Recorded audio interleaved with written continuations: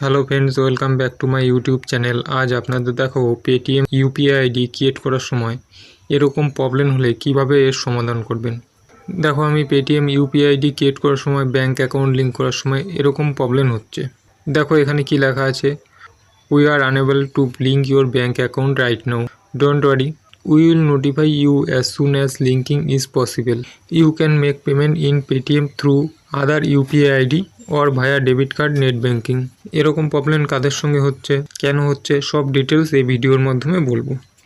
এরকম প্রবলেম হচ্ছে যারা 2024-এ নতুন করে ইউপিআই আইডি ক্রিয়েট করতে যাচ্ছে তাদের সঙ্গে এরকম প্রবলেম হচ্ছে। আপনারা জানেন Paytm wallet, Paytm payment bank সব বন্ধ হয়ে গেছে, তাহলে কি ইউপিআই আইডিও বন্ধ হয়ে গেছে? এর উত্তর হলো না, ইউপিআই আইডি বন্ধ হয়নি। কারণ পেটিএম ইউপিআই আইডি প্রোভাইড করছে 4টি ব্যাংকের সঙ্গে পার্টনারশিপ করে। সেই ব্যাঙ্কগুলি হলো এসবিআই, এইচডিএফসি, এক্সিস আর ইয়েস ব্যাঙ্ক। এই 4টি ব্যাংকের সঙ্গে টাই আপ করে বর্তমানে পেটিএম ইউপিআই আইডি প্রোভাইড করছে।